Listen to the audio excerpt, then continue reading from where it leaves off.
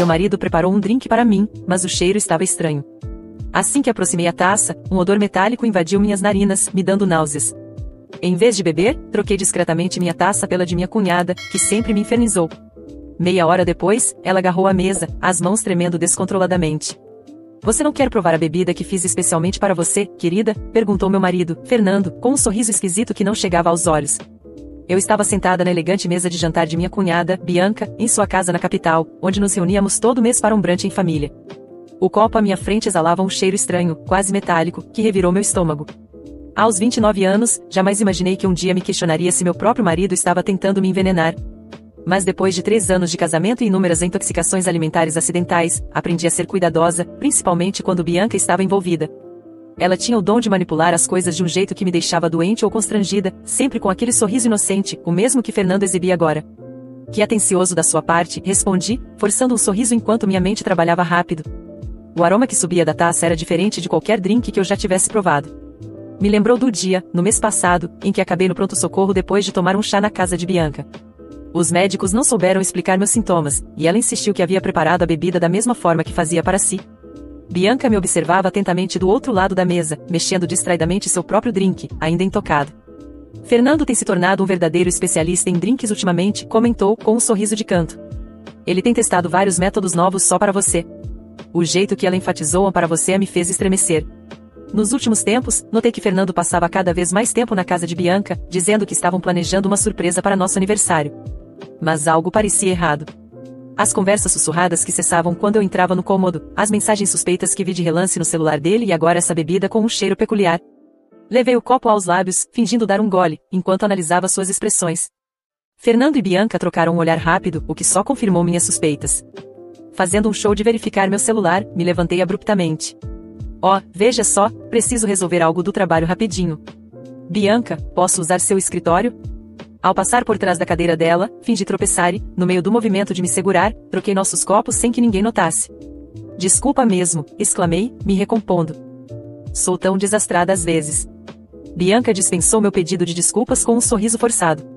Só tente não quebrar nada no escritório. Assenti e saí apressada, com o coração martelando enquanto cruzava a porta. Agora era só esperar e observar. Do vão da porta, vi Bianca levar a taça aos lábios, e meu estômago se revirou de ansiedade. Parte de mim quis impedi-la, avisá-la, mas eu precisava da verdade. Passei noites demais em hospitais, horas demais dobrada de dor, sempre depois de dividir refeições com eles. Nem sempre foi assim. Quando conheci Fernando no casamento de uma amiga, 3 anos atrás, ele era atencioso e encantador. Bianca também parecia receptiva, me convidando para eventos da família e até se oferecendo para ajudar a planejar nosso casamento. Mas, olhando para trás, os sinais estavam lá: o jeito acidental com que ela derramava bebidas na minha roupa em ocasiões importantes, ou como minha comida sempre parecia ter um tempero a mais quando ela cozinhava. Tudo começou de forma sutil, um leve mal-estar aqui, uma reação alérgica ali. Fernando sempre tinha uma explicação pronta. Talvez tenha sido algo que você comeu antes ou deve estar pegando um resfriado. Mas o padrão ficava cada vez mais evidente. O pior aconteceu há 2 meses, quando precisei ser internada depois do café da manhã na casa deles. Os médicos encontraram vestígios de uma substância desconhecida no meu organismo, mas Fernando convenceu a todos de que devia ser algum remédio vencido que eu tinha tomado. Agarrei o batente da porta, observando Bianca tomar mais um gole da bebida. Fernando digitava no celular, sem demonstrar qualquer preocupação. Minha própria taça, intocada, ainda repousava sobre a mesa, o cheiro metálico permanecendo no ar e me causando arrepios. Então notei um tremor sutil nas mãos de Bianca. Ela pousou o copo devagar, o rosto ficando pálido de repente. Fernando. Sua voz vacilou. Tem algo errado. Fernando ergueu os olhos, a expressão passando de confusão para horror ao perceber de qual taça ela estava bebendo. Ele se levantou tão rápido que derrubou a cadeira. Bianca? O que está acontecendo? As mãos dela começaram a tremer violentamente. Agora eu não. Ela tentou se levantar, mas perdeu o equilíbrio, segurando-se na mesa para não cair. Fernando, o que você colocou nessa bebida? Saí do escritório, com o celular já gravando. Fernando estava ao lado de Bianca agora, o rosto completamente pálido. Esse não era para ser o seu copo. Murmurou, mas o silêncio no ambiente fez suas palavras ecoarem claramente. Os olhos de Bianca se arregalaram, a realização e o medo surgindo de uma vez. Chame uma ambulância, implorou, deslizando para o chão. Por favor. Eu não consigo. Disquei imediatamente para o serviço de emergência, e minhas mãos se firmaram. Apesar do caos diante de mim, tudo parecia claro agora. Bianca estava caída no chão, o corpo tremendo violentamente. Fernando ajoelhou-se ao lado dela, o pânico evidente em seu rosto ao perceber que o plano tinha saído terrivelmente errado. Emergências. Sim, precisamos de uma ambulância na Avenida Central, número 1542, informei com clareza, mantendo meu celular gravando discretamente. Minha cunhada está tendo uma reação grave a algo que bebeu. Está consciente, mas com tremores intensos. Enquanto falava com o atendente, os olhos de Bianca encontraram os meus. A frieza habitual no olhar dela deu lugar ao medo puro. Clarissa. Arfou. Você trocou. Você sabia. Senhora, a ambulância já está a caminho, garantiu o atendente. Fique na linha. Fernando estava cada vez mais agitado. Bianca, o que está acontecendo? Isso não era para.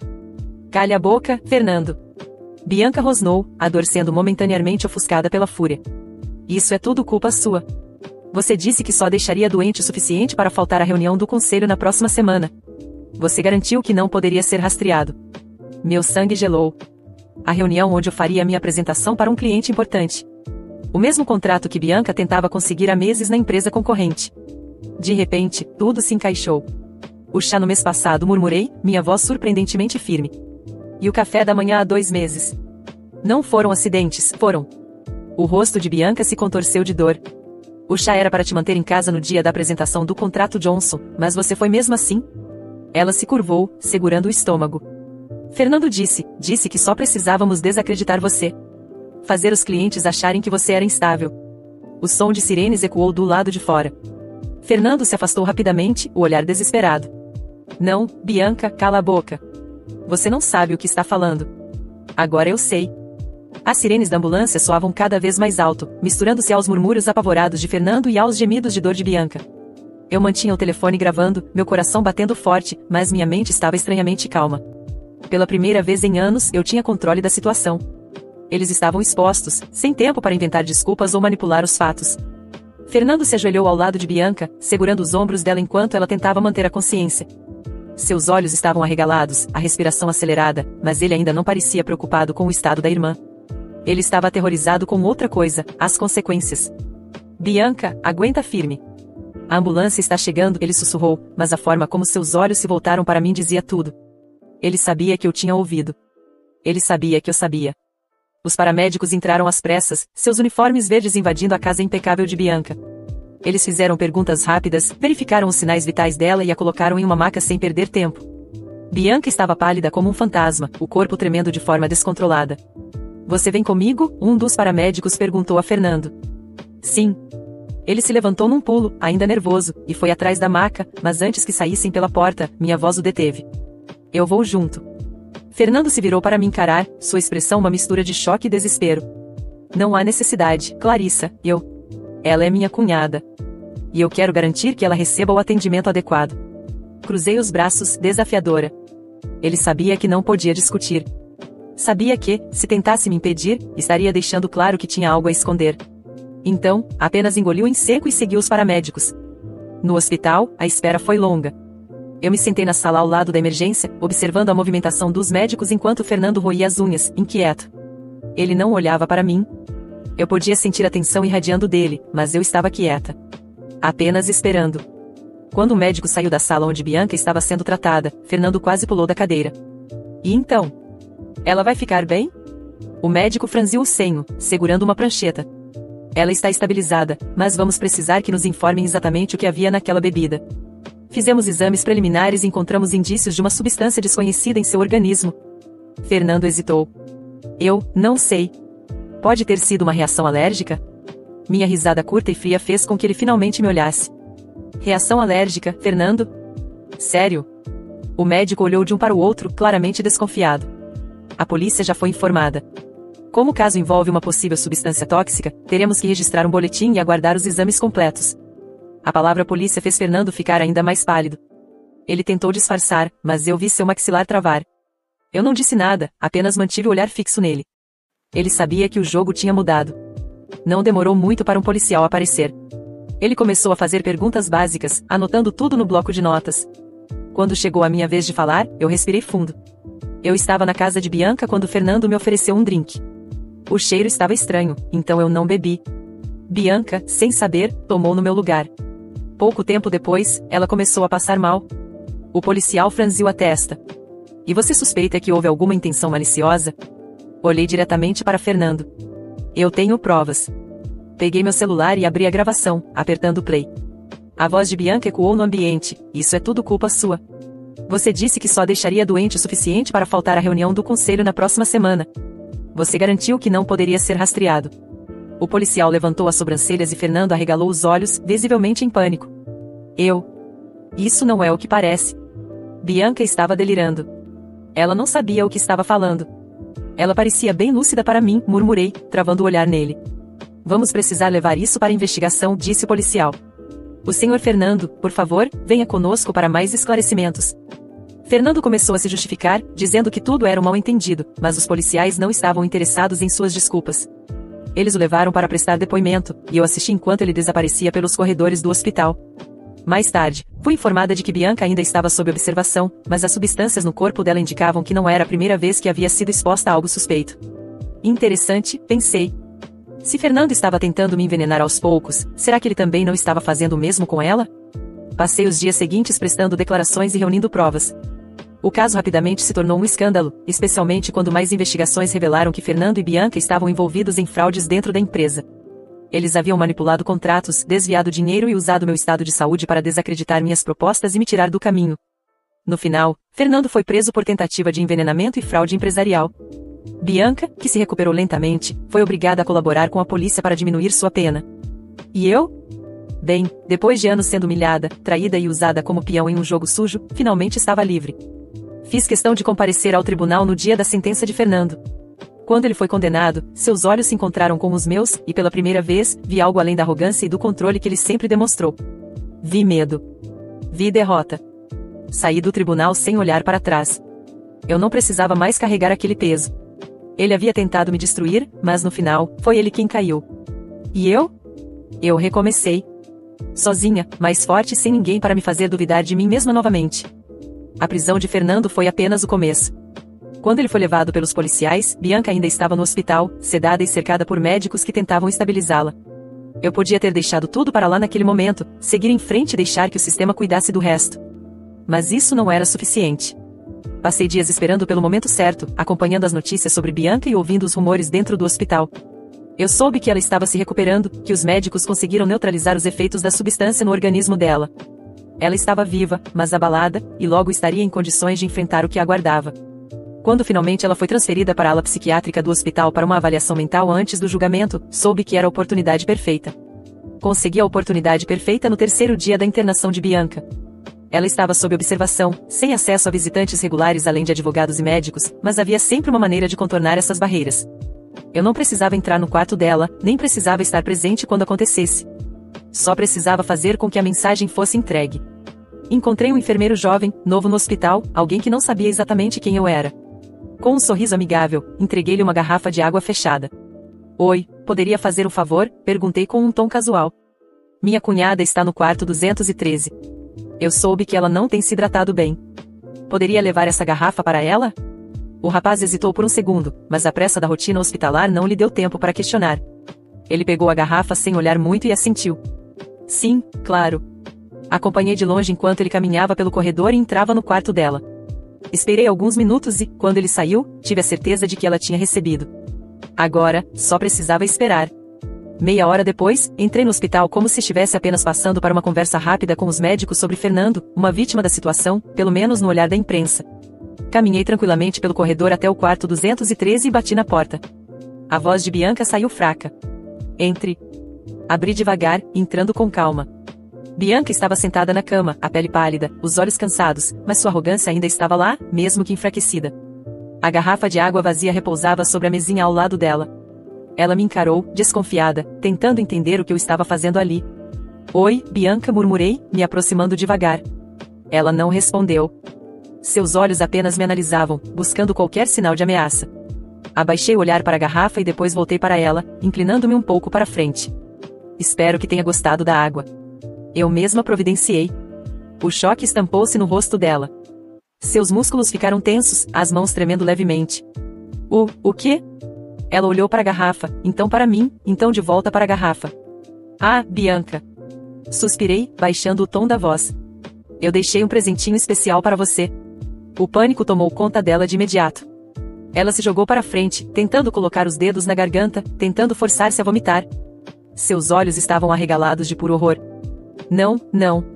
Ela arfava, o peito subindo e descendo rapidamente. A cena era patética. O desespero, a incerteza, o medo absoluto. Tudo aquilo que eu sentia cada vez que saía de um jantar com vocês, cada vez que ficava doente sem saber o motivo, cada vez que me perguntava se estaria viva no dia seguinte. Isso não pode estar acontecendo, ela murmurou, pressionando as mãos contra o estômago, como se esperasse que algo começasse a corroê-la por dentro. Fiquei ali, observando, absorvendo cada segundo. Então, quando achei que ela estivesse prestes a perder completamente o controle, dei um pequeno sorriso e me levantei. Bem, foi bom ver você, Bianca. Aproveite o presentinho. Virei-me e saí do quarto sem dizer mais nada.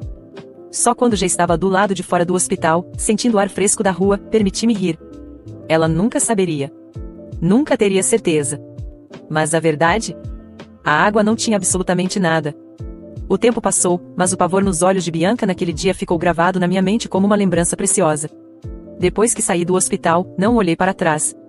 Eu não precisava. Sabia que ela estava mergulhada no próprio medo, sentindo cada segundo da incerteza corroer sua sanidade. Os dias seguintes foram um caos para ela. Bianca se recusou a comer qualquer coisa que lhe fosse oferecida, convencida de que alguém estava tentando envenená-la de novo. Os médicos tentaram acalmá-la, mas ela surtou, exigindo exames para detectar toxinas, implorando para ser transferida, berrando que não estava segura. No hospital, virou um escândalo.